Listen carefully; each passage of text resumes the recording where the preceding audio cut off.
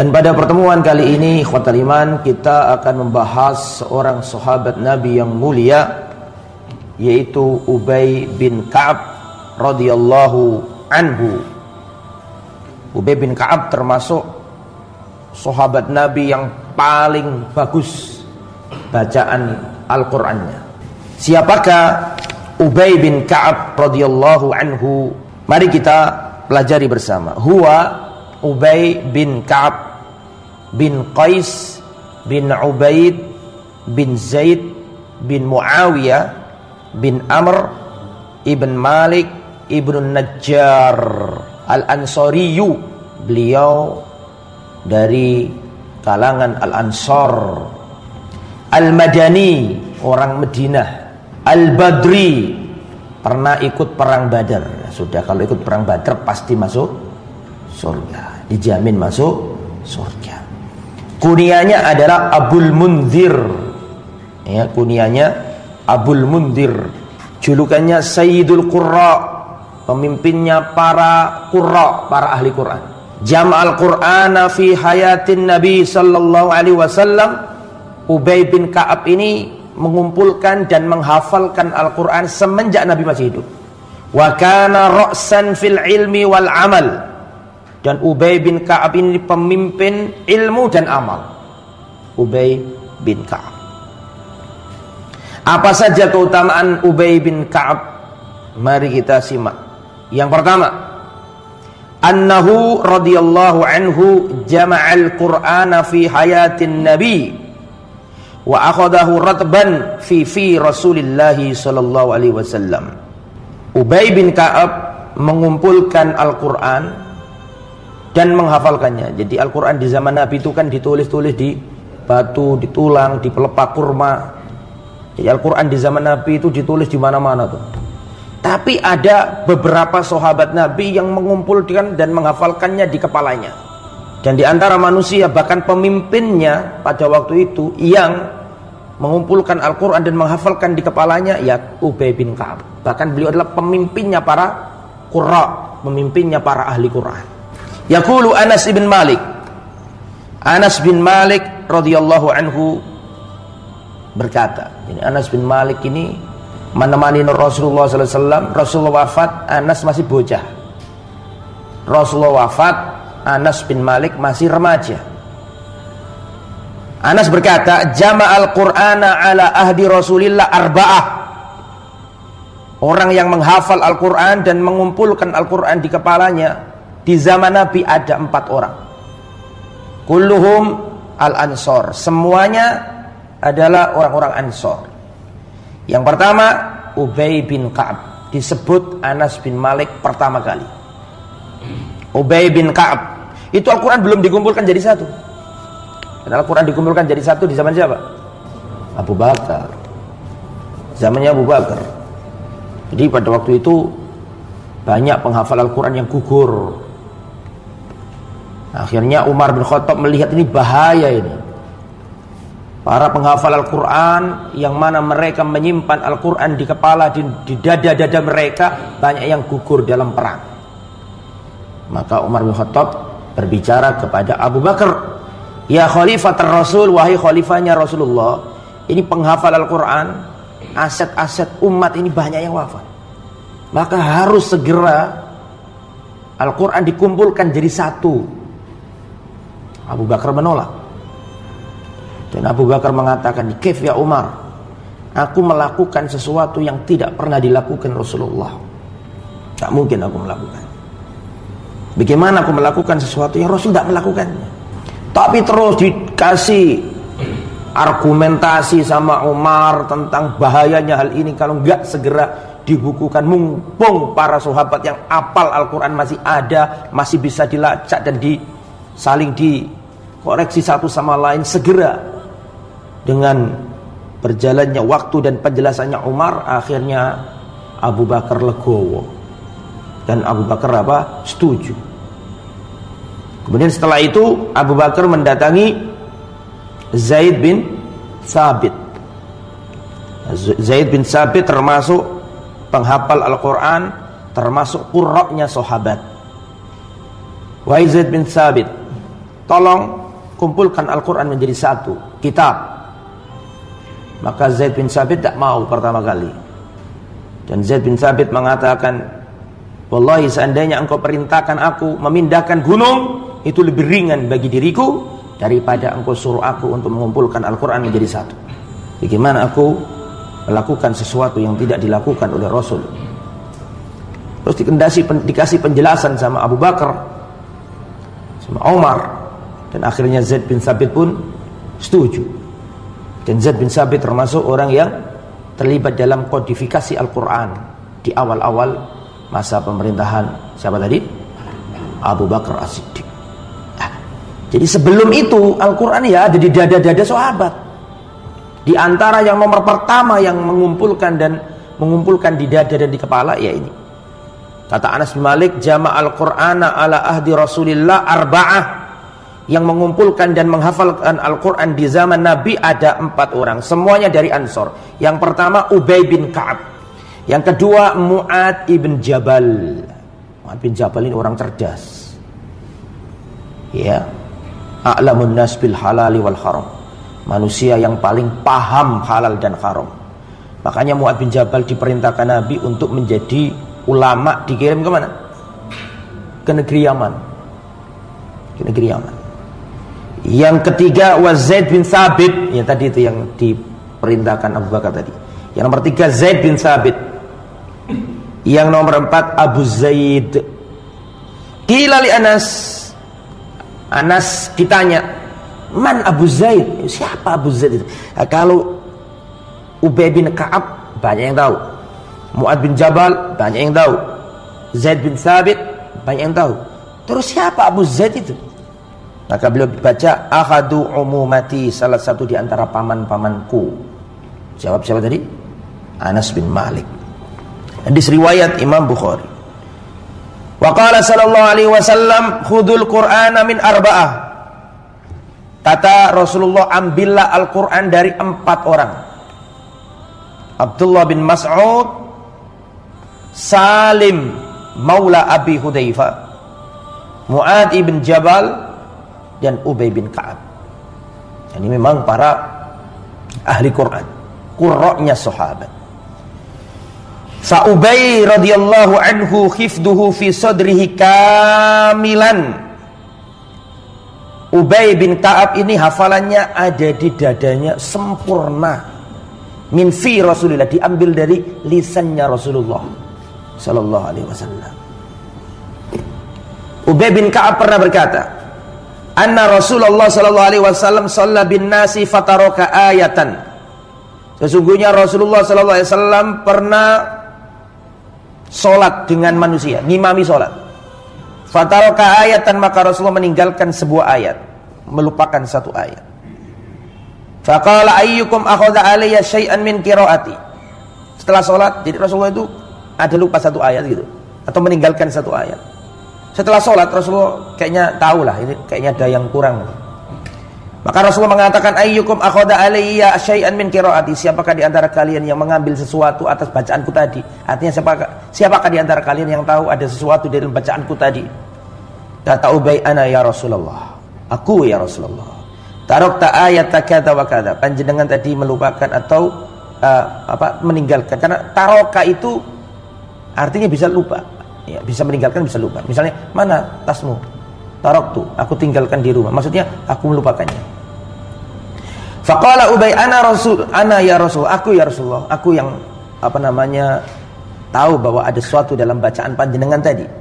Tarakta ayata kadza wa kadza. Panjenengan meninggalkan ayat ini dan ayat ini. Faqala Rasulullah sallallahu alaihi wasallam, qad alimtu. Aku tahu. In kana ahadun akhadhaha alayya fa innaka anta huwa. Seandainya ada orang yang bisa mengoreksi atau mengetahui sesuatu dari bacaanku tadi, niscaya engkau orang. Ya, Rasulullah sudah bisa nebak ini. Paling nanti yang tahu ini siapa? Ubay bin Ka'ab. Ada 2 sahabat yang namanya sering keliru, Ka'ab bin Malik sama Ubay bin Ka'ab. Kalau Ka'ab bin Malik itu yang ketinggalan perang, yang diboikot habis selama berapa? 50 hari. Itu yang Ka'ab bin Malik. Kalau ini yang Ubay bin Ka'ab. Itu menunjukkan kuat hafalannya. Sallan Nabi sallallahu alaihi wasallam al-fajr yauman. Rasulullah pernah mengimami salat fajar. Salat fajar itu salat subuh. Fataraka ayatan, kemudian beliau melupakan sebuah ayat, meninggalkan satu ayat. Falamma shalla qal, ketika Rasulullah salat, Rasulullah berkata, afil qaumi Ubay bin Ka'ab, apakah di antara jamaah ini ada Ka'ab bin Ubay bin Ka'ab? Qala Ubay, ya Rasulullah, ya Rasulullah. Jadi setelah selesai salat, Rasulullah ngomong. Jadi Rasulullah dalam salatnya itu merasa ada sesuatu yang kurang pas begitu. Kemudian setelah salat, Rasulullah berkata, afil qaumi Ubay bin Ka'ab, apakah di antara orang yang sholat jamaah ini ada Ubay bin Ka'ab? Ya Rasulullah. Akhirnya Ubay berkata, ya Rasulullah, nusikhat ayatu kada wa kada aw nasitaha. Ya Rasulullah, ayat yang kesekian itu dihapus atau kapan jenengan lupa? Faqala nusituha, aku dilupakan dengan ayat itu. Berarti enggak dihapus, cuma Rasulullah kelewat gitu. Terus diingatkan sama siapa? Ubay bin Ka'ab. Itu berarti satu, Rasulullah itu manusia. Buktinya beliau apa? Ada lupanya. Rasulullah bisa lupa karena beliau itu, makanya perhatikan, Rasulullah itu kan statusnya dua. Pertama Abdullah, yang kedua wa rasuluh. Rasulullah itu hamba Allah dan Rasul Allah. Dikatakan hamba Allah berarti beliau bukan Tuhan. Berarti beliau menyimpan sisi insaniyah, kan gitu kan? Tidur, lupa, sakit, nikah, kan gitu kan?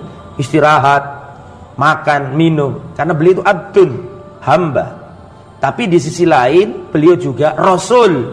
Nah, Rasul inilah yang membedakan beliau dengan manusia yang lainnya. Berarti beliau mendapatkan apa? Wahyu. Nah, jadi Rasul juga bisa lupa. Rasulullah pernah sholat asar cuma 2 rakaat aja. Pernah dengar? Tidak safar, tidak sedang turun hujan. Artinya tidak sedang dalam keadaan yang membolehkan orang itu apa? Qasar. Tapi Rasulullah pernah sholat asar itu 2 rakaat. Setelah selesai sholat, nah, para sahabat ya nurut gitu aja, sampai salam ya nurut, ya dikira ini sesuatu yang beda atau kayak gimana. Terus ada seorang sahabat Nabi yang mengatakan, ya Rasulullah, aku siratis sholat, apakah sholat ini sekarang lagi dikosor? Kata Rasulullah, bener tak omongan inti ini? Iya ya, sholat 2 rakaat panjenengan tadi itu. Akhirnya Rasulullah berkata ke sahabat yang lain, apakah benar ucapannya Dzul Yadain ini? Benar ya Rasulullah, panjenengan tadi sholat 2 rakaat. Akhirnya Rasulullah mengatakan ke sahabat, ayo kita tambah lagi 2 rakaat. Baru Rasulullah sujud apa? Sujud sahwi. Itu bagian dari pensyariatan. Rasulullah ngajari kalau lupa itu begini loh solusinya. Jadi Rasulullah juga pernah lupa. Nah, Rasulullah juga pernah apa? Pernah lupa. Tapi Rasul bukan pelupa. Paham ya? Rasulullah pernah lupa, tapi Rasulullah bukan pelupa. Beda kan? Konotasinya kan beda. Lupa dengan apa? Pelupa. Kalau pelupa ini memang senengane lali, ini beda. Senengane lupa ya.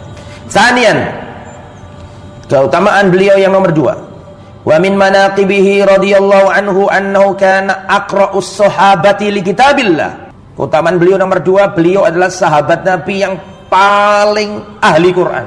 Bal huwa sayyidul qurra. Bahkan beliau adalah pemimpinnya Al-Qurra. Al-Qurra itu ahli bacaan Quran. Pemimpinnya Qurra. Sayyidul Qurra, pemimpinnya para ahli Quran. Yaitu Ubay bin Ka'ab. Rasulullah sallallahu alaihi wasallam pernah bersabda, "Arhamu ummati bi ummati Abu Bakar." Manusia yang paling penyayang terhadap umatku adalah Abu Bakar. Umatku yang paling rahmat, paling penyayang, paling lembut, paling santun kepada umatku Abu Bakar. Wa asyaddahum fi dinillahi Umar. Dan di antara umatku yang paling tegas adalah siapa? Umar. Wa asdakum hayaan. Dan umatku yang paling pemalu adalah Utsman. Utsman paling pemalu. Dan Rasulullah juga paling sungkan sama Utsman daripada yang lain. Saya ceritakan dulu itu. Rasulullah pernah dalam suatu kondisi yang terbuka, sebagian kaki beliau terbuka. Rasulullah santai-santai di rumahnya Aisyah. Datang Abu Bakar minta izin masuk. Rasul tetap dalam kondisinya, tidak diubah posisinya, tetap. Terus datang Umar, Rasulullah tetap pada posisinya, tidak mengubah sikapnya, sama. Tapi ketika Utsman yang datang, assalamualaikum, langsung Rasulullah rapi-rapikan diri. Langsung Rasulullah merapikan. Itu karena Rasulullah sungkan sama siapa? Akhirnya ditanya sama Aisyah, ya Rasulullah, tadi Abu Bakar datang, panjenengan biasa aja. Tadi Umar datang panjenengan biasa aja. Tapi ketika Utsman datang panjenengan langsung rapi-rapi menutup sesuatu yang sebelumnya terbuka. Kata Rasulullah SAW, bagaimana aku tidak malu kepada seorang yang malaikat Jibril aja malu kepadanya. Utsman bin Affan, mantunya Rasulullah 2 kali. Betul kan? Pertama dinikahkan sama Ruqayyah. Ruqayyah wafat setelah perang Badar atau ketika perang Badar. Makanya Utsman gak ikut perang Badar. Karena waktu berangkat tuh kata Rasulullah, Utsman kamu jangan ikut. Kamu temani putriku. Karena pada waktu Ruqayyah sedang apa? Sakit. Kemudian, makanya itu orang-orang yang gak senang sama Utsman mengkritik Utsman karena Utsman dianggap gak pernah ikut perang Badar. Padahal Utsman gak ikut perang Badar justru karena menjalankan perintah Nabi untuk merawat putri Nabi. Bahkan setelah perang Badar selesai, Utsman dikasih bagian ghanimah. Seakan-akan Utsman ikut apa? Ikut perang. Dan kedua, Utsman dinikahkan sama putri yang lain yaitu Ummu Kulsum. Wa afraduhum Zaid bin Thabit. Dan yang paling afrad adalah Zaid bin Thabit. Wa aqra'uhum li kitabillah, dan umatku yang paling ahli Quran adalah Ubay bin Ka'ab. Yani paling bagus bacaan Quran. Wa a'lamuhum bil halali wal harami Mu'ad ibn Jabal. Dan umatku yang paling paham, paling ngerti ini halal, ini haram, paling ngerti, paling faqih ya ini Mu'ad bin Jabal. Ala wa inna likulli ummatin aminan. Ingatlah, sesungguhnya pada setiap umat itu ada sosok yang paling terpercaya. Wa inna amina hadhil ummah Abu Ubaidah ibn Jarrah. Dan umatku yang paling terpercaya, umatku yang paling amanah adalah Abu Ubaidah ibn Jarrah. Makanya Umar bin Khattab ketika hampir wafat ditanya oleh para sahabat, ya Khalifah istakhlif, wahai Khalifah segera tunjuk siapa Khalifah penggantimu. Kata Umar bin Khattab, wallahi seandainya Abu Ubaidah masih hidup, langsung aku tunjuk dia jadi Khalifah, nggak pakai mikir. Hanya saja Abu Ubaidah sudah wafat, kena pandemi pada waktu itu kan, kena penyakit apa? Sehingga sehingga Umar tidak nunjuk 1 orang, tapi nunjuk berapa orang? 6 orang. Akhirnya 6 orang itulah yang bermusyawarah menentukan siapa yang jadi khalifah. Tapi yang jadi garis besar adalah tadi Umar ngomong, kalau seandainya Abu Ubaidah ibn Jarrah masih hidup, niscaya langsung saya tunjuk dia jadi apa? Khalifah. Karena aku pernah mendengar Rasulullah berkata, manusia yang paling amanah terpercaya dari kalangan umat ini adalah Abu Ubaidah bin Jarrah. Rasulullah bersabda, "Istaqri'u al-Qur'ana min arba'ah." Mintalah dibacakan Al-Qur'an dari 4 orang. Abdullah bin Mas'ud.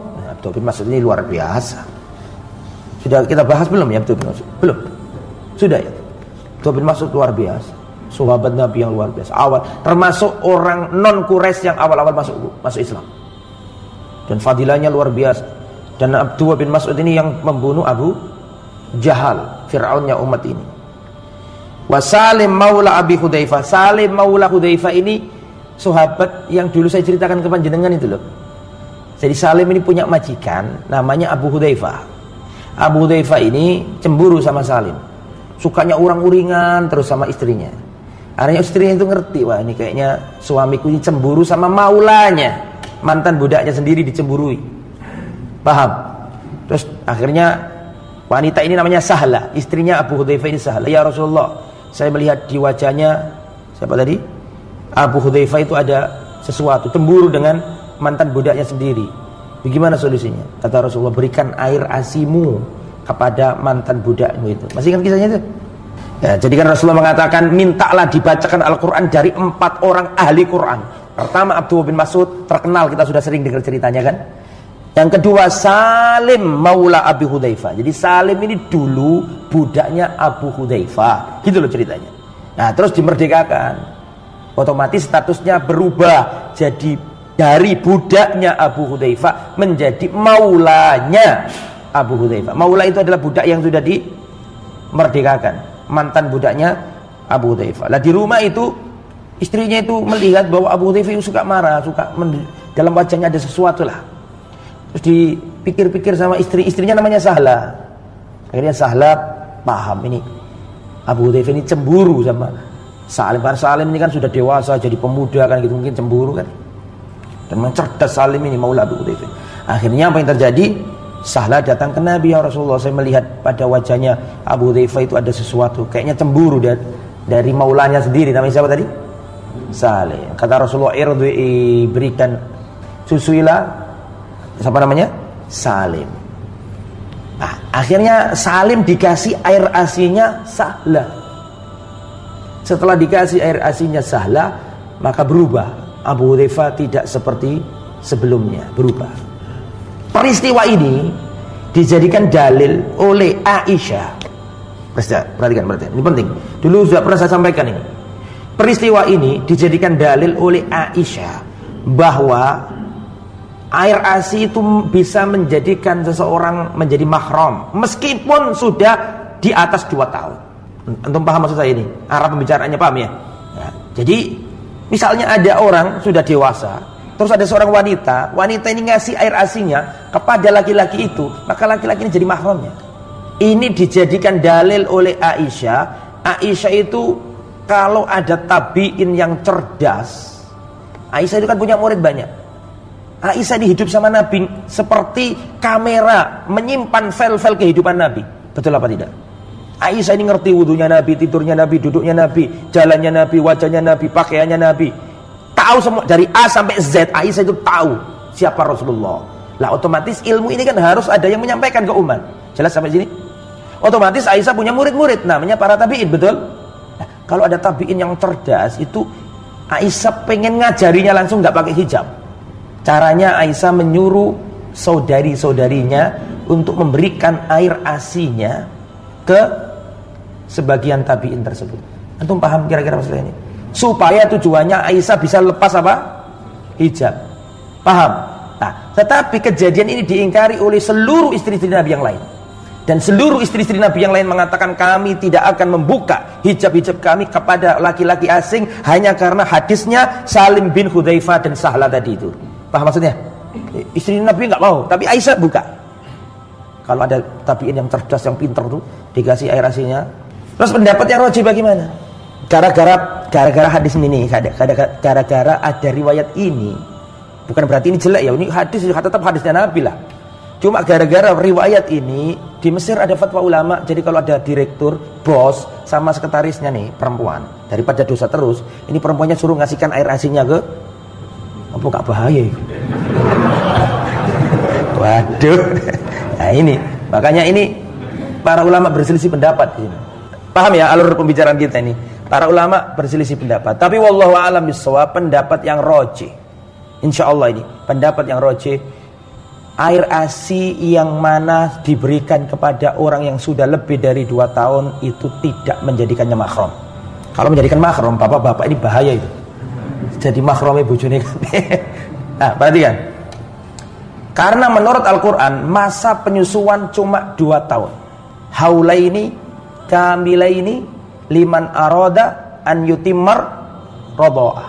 Masa menyusui itu yang paling sempurna cuma berapa? 2 tahun. Itu sudah ditambah. Dan riset membuktikan bahwa air asinya wanita itu bisa mempengaruhi pertumbuhan dan perkembangan bocah itu kalau bocah itu di bawah 2 tahun. Itu yang akan membentuk dagingnya. Karena kan bocah bayi itu, anak kecil kan belum punya asupan yang kuat, ya kan? Berbeda dengan orang yang sudah dewasa kayak kita, makan soto, makan nasi padang, ya kan? Jadi seandainya dikasih asinya perempuan nggak ngefek sudah. Ya, nggak ngefek karena sudah nggak ngaruh. Ya, tapi kalau bayi yang 2 tahun ke bawah itu yang masih bisa membentuk daging, mengalirkan darah dalam tubuh. Ya, adapun kalau sudah lebih dari 2 tahun tidak bisa. Itu pendapat yang rajih. Lalu bagaimana dengan hadis Salim maula Abi Hudzaifah tadi? Sebagian ulama mengatakan itu hadis tidak menunjukkan bahwa Salim menjadi mahramnya Sahla. Saya ulangi. Riwayat itu tidak menunjukkan bahwa Sahla menjadi mahramnya siapa? Salim atau menjadi ibunya, enggak. Tetapi hadis ini hanya menjelaskan itu adalah solusi agar Abu Hudzaifah tidak apa? Cemburu dan tidak mengubah status ke bahwa itu menjadi mahram. Memang ini masalah fikih ya. Jadi harus ada berlapang dada. Karena memang ada ulama yang berpendapat bisa jadi mahram. Nah, maka dari itulah Aisyah membuka apa tadi? Hijabnya. Tapi Aisyah diingkari oleh seluruh sahabat istri Nabi. Kami tidak akan membuka hijab-hijab kami kepada laki-laki asing hanya karena riwayat siapa tadi? Salim Maula Abi Hudzaifah. Jadi ada khilaf para ulama dan ini masalah fikih boleh berbeda. Jadi kata Rasulullah, istaqri'u al-Qur'ana min arba'ah. Mintalah dibacakan Al-Qur'an dari 4 orang. Abdullah bin Mas'ud, Salim Maula Abi Hudzaifah. Ini menunjukkan Salim ini cerdas. Cerdas, padahal beliau ini mantan budak, tapi diangkat sampai disebut namanya oleh Nabi, berarti pinter ini. Yang ketiga Ubay bin Ka'ab, yang keempat Mu'ad bin Jabal. Wa qala sallallahu alaihi wasallam li Ubay, Rasulullah pernah berkata kepada Ubay, innallaha amarani an aqra alayka. Wa qala Rasulullah li Ubay, innallaha amarani an aqra alayka. Rasulullah berkata kepada Ubay, wahai Ubay, sesungguhnya Allah memerintahkan kepadaku agar aku membacakan kepadamu. Ubay berkata, Allah samani laka, apakah Allah menyebut namaku ya Rasulullah kepadamu? Subhanallah. Jadi Rasulullah itu ngabari Ubay, Ubay, aku ini diperintahkan Allah untuk membacakan sesuatu. Jadi Rasulullah kalau dapat wahyu kan disampaikan ke siapa? Para sahabat. Tapi kalau Al-Quran itu harus mutawatir, nggak boleh 1 orang 2 orang, harus mutawatir. Al-Quran itu dari Al-Fatihah sampai Qul a'udzu birabbin nas semuanya mutawatir, tidak ada yang ahad. Paham ya? Nah, tapi kan di antara sahabat itu ada yang sebagian sahabat yang memang benar-benar bagiannya bagian Quran, seperti suruh nulis, suruh ngingat kan gitu. Ada yang namanya sekretaris wahyu kan gitu kan. Oke. Sesungguhnya Allah memerintahkan aku untuk membacakan kepadamu wahai Ubay. Kaget Ubay ini. Ya Rasulullah, Allahu sammani laka. Apakah Allah menyebut namaku? Ubay begitu. Allah sendiri yang mewahyukan kepadamu dan menyebut namaku Ubay. Apakah demikian ya Rasulullah? Kata Rasulullah, Allahu sammakali. Iya betul. Allah telah menyebut namamu. Allah telah apa? Menyebut namamu. Ini menunjukkan keutamaan. Akhirnya ketika mendengarkan kata-kata Rasulullah tadi, menangis Ubay ini karena merasa bahagia gitu loh. Namanya disebut Allah, maka bahagia. Innallaha amarani an aqra alaika. Wahai Ubay bin Ka'ab, Allah memerintahkan aku agar aku membaca ayat ini kepadamu wahai Ubay. Lam yakunil ladzina kafaru, sampai selesai. Akhirnya Ubay mengatakan, apakah Allah menyebut namaku? Dijawab sama Rasul, na'am, iya. Maka menangislah Ubay karena merasa bahagia namanya disebut Allah Subhanahu wa taala. Maka dari itulah Umar bin Khattab mengatakan, Ubay aqrauna. Ubay adalah orang yang paling ahli baca Quran di antara kami. Itu perkataan siapa? Umar bin Khattab. Walamma ahyal Faruq Umar sunnah salata qiyami Ramadan fil masjid jama'atan. Ketika Umar Al-Faruq menghidupkan kembali sunnah salat tarawih, salat qiyamul Ramadan berjamaah. Jadi zamannya Rasul itu pernah salat tarawih cuma beberapa kali aja kan gitu kan. Terus Rasulullah khawatir akan diwajibkan untuk umatnya, maka Rasul berhenti, tidak melakukannya lagi kan gitu kan, sampai Rasulullah wafat. Kemudian di zamannya Abu Bakar, ya Abu Bakar gak melakukannya karena Rasulullah gak melakukannya sampai akhir tadi itu. Kemudian Umar menghidupkan, maka Umar ngajak manusia untuk sholat tarawih, sholat qiyamul Ramadan berjamaah, dan itu bukan bid'ah. Kenapa kok bukan bid'ah? Karena Rasulullah pernah melakukan itu. Tapi Rasulullah meninggalkannya Ustaz cuma 3 kali atau beberapa kali aja. Rasulullah meninggalkannya itu karena khawatir turun ayat dari langit untuk mewajibkan sholat tarawih menjadi wajib untuk umatnya. Rasulullah takut kasihan umatnya kalau wajib. Sedangkan wafatnya Rasulullah sudah nggak mungkin lagi ayat itu turun mewajibkan sholat malam. Bisa dipahami ya? Nah, akhirnya apa yang terjadi? Ya sudah. Akhirnya Umar menghidupkan kembali sunnah ini. Kumpul semua orang-orang kumpul. Wa amara Ubay bin Ka'ab an yusalli linnas 11 rakaah. Akhirnya Umar memerintahkan Ubay bin Ka'ab untuk sholat ngimami manusia sholat Ramadan 11 rakaat. 11 rakaah. 11 rakaat. Wa kana Ubay yaqra'u bil mi'ain hatta kana alladhi khalafu ya'tamiduna 'alal 'asi min tulil qiyam.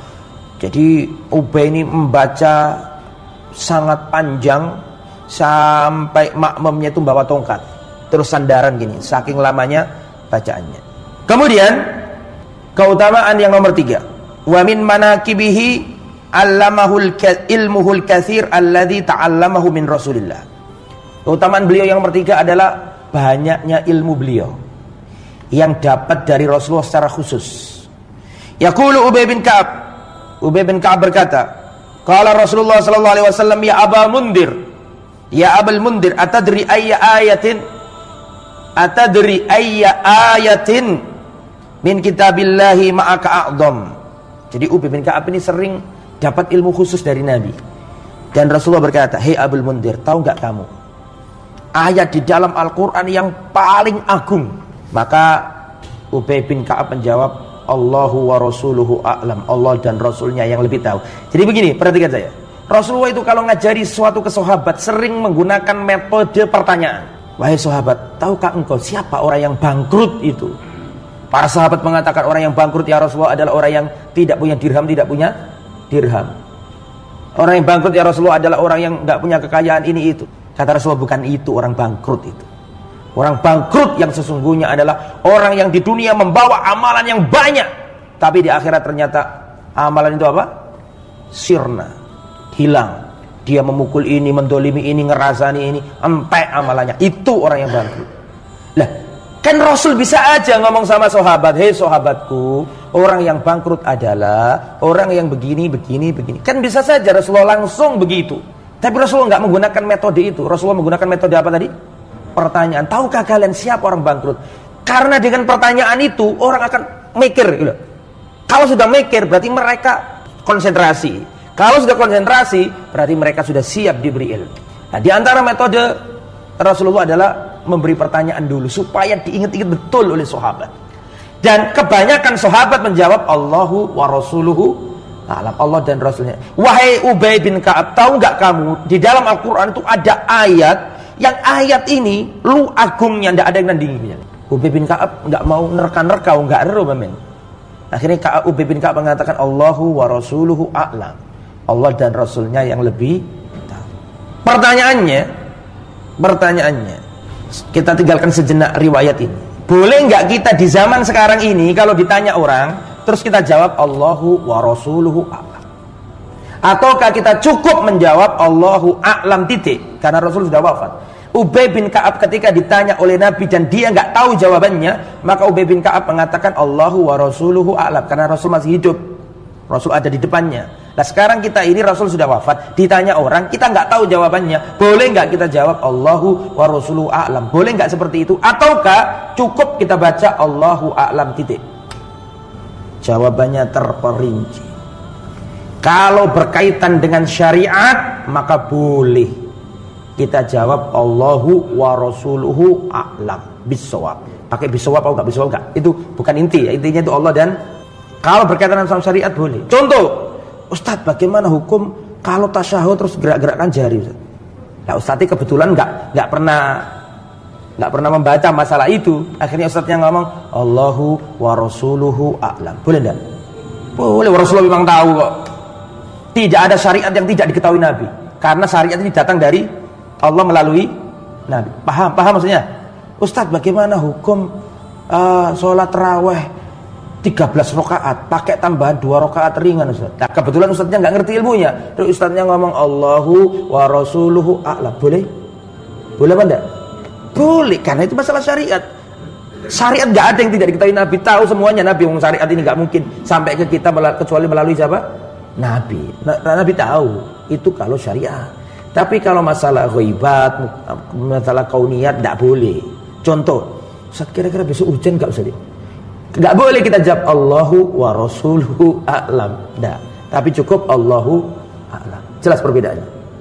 Nah, kalau masalah kauniyat, nah itu cukup Allahu a'lam titik. Tapi kalau masalah syariah boleh kita Allahu wa rasuluhu a'lam. Kembali ke materi. Ya Rasul, ya Ubay bin Ka'ab, tahukah engkau sebuah ayat dalam Al-Quran yang sangat agung? Ubay menjawab Allahu wa rasuluhu a'lam. Diulangi lagi sama Nabi. Ya Abul Mundir, atadri ayya ayatin min kitabillahi ma'aka a'dham. Wahai Ubay bin Ka'ab, tahukah kamu sebuah ayat di dalam Al-Quran yang kamu hafal itu yang paling agung? Akhirnya dijawab. Karena ditanya pertanyaan pertama, menjawab Allah wa rasul a'lam. Ditanya lagi sama Nabi, akhirnya dijawab. Jawabannya begini, Allahu la ilaha illa huwal hayyul qayyum. Inilah ayat yang teragung menurutku ya Rasulullah. Maka Rasulullah sallallahu alaihi wasallam memukul dadanya siapa tadi? Ubay. Artinya apa? Membenarkan. Berarti ayat yang paling agung ayat apa? Ayat kursi. Berarti benar nggak jawabannya Ubay bin Ka'ab? Benar. Itu cerdasnya Ubay bin Ka'ab. Kemudian ikhwatul iman, amsilatu ala ilmihi, termasuk yang menunjukkan ilmunya Ubay bin Ka'ab. Ubay bin Ka'ab berkata, aku pernah berselisih dengan Umar bin Khattab tentang wanita yang ditalak, tentang wanita yang suaminya wafat sedangkan dia hamil.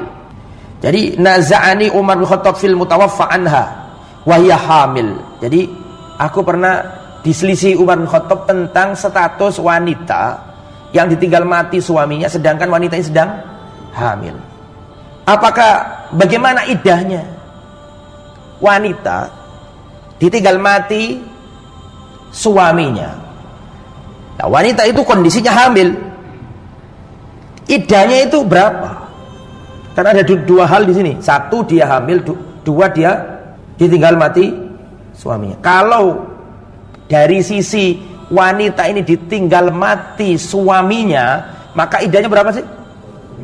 Arba'ata asyuri wa asyra, 4 bulan 10 hari. Itu kan gitu. Wanita kalau ditinggal mati suaminya, maka iddahnya 4 bulan 10 hari. Arba'ata asyuri wa asyra, 4 bulan 10 hari. Tapi masalahnya dia hamil. Kalau ditinggal mati, hamilnya baru 1 bulan.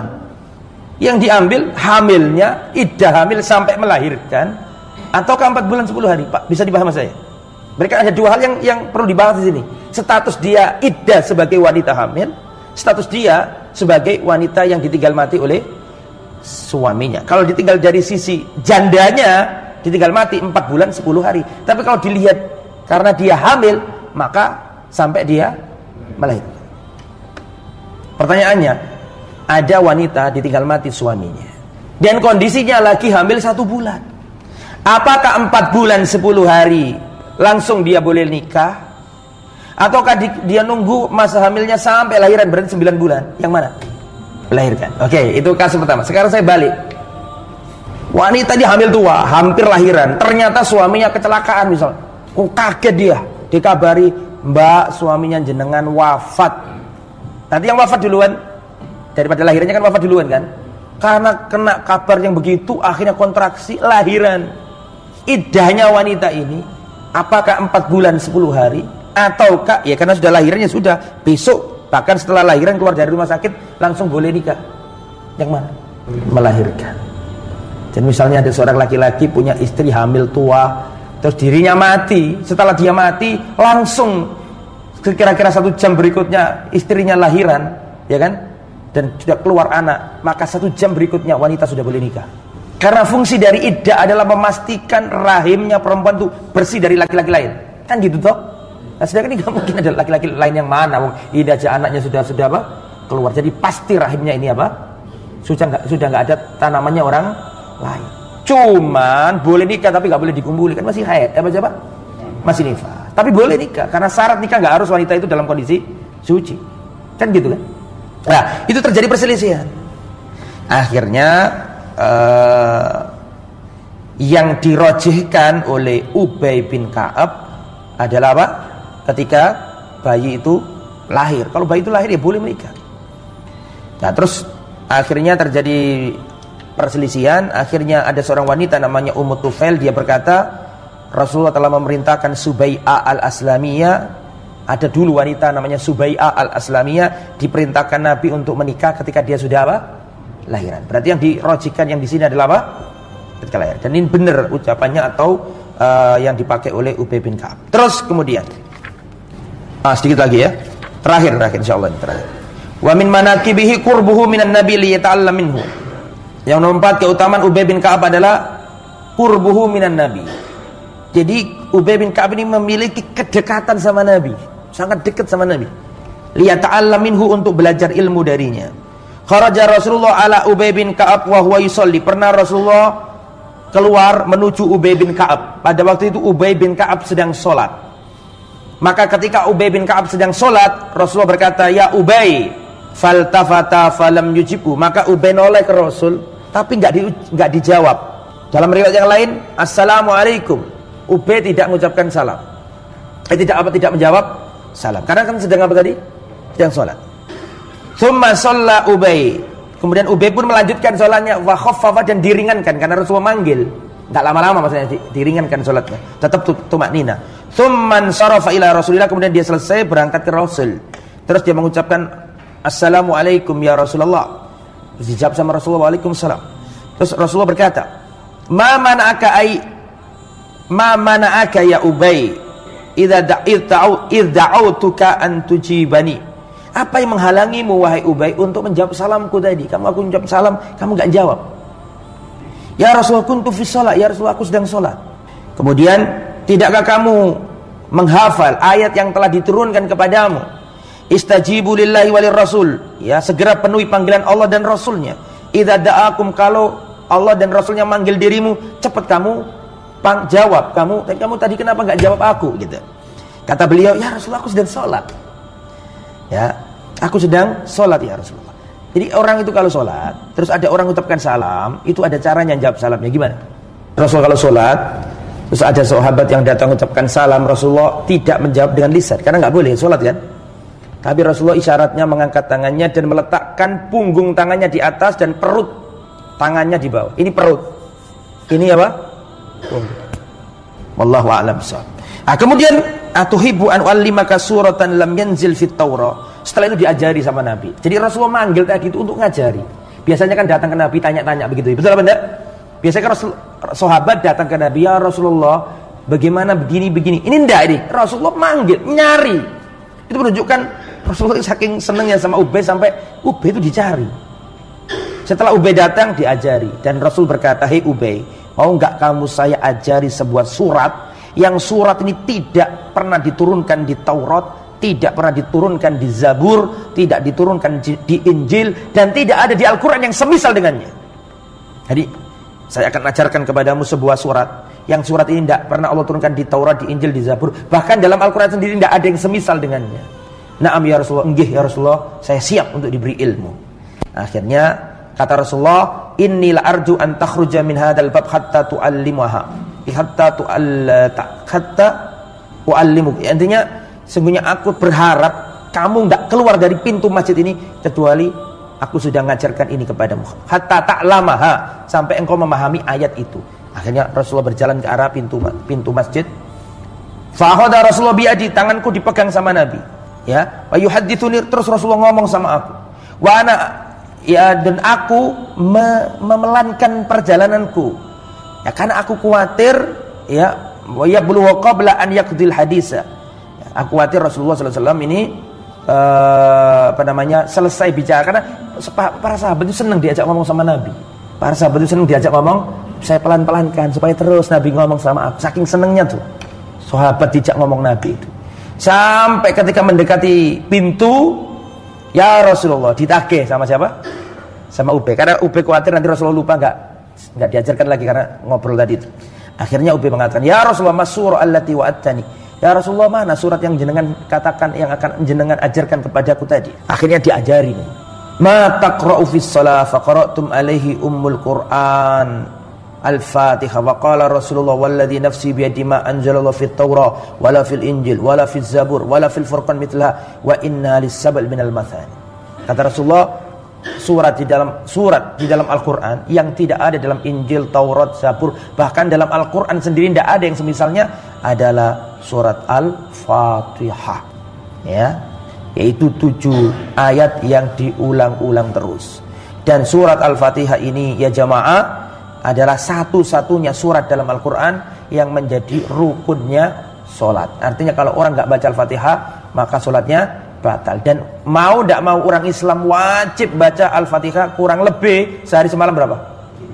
Nggak boleh kurang dosa dia, kurang berdosa, karena itu rukunnya sholat. Kecuali kalau dia jadi makmum, itu beda lagi, nanti ada para ulama menjelaskan, ada yang cukup mendengarkan, ada yang mengatakan cukup baca, dan ada yang terperinci kalau imamnya itu sirri maka kita baca. Tapi kalau imamnya apa? Jahar, maka kita cukup mendengarkan. Itu ada khilaf para ulama. Itu yang bisa kita sampaikan tentang beliau. Masih ada bab-bab yang lain sebenarnya, tapi insya Allah cukup, tidak apa-apa. Kita cukupkan sampai di sini. Semoga apa yang disampaikan bermanfaat. Mohon maaf atas segala kekurangan dan kekhilafan. Subhanakallahumma bihamdika asyhadu an la ilaha illa anta astaghfiruka wa atubu ilaik. Wassalamualaikum warahmatullahi wabarakatuh.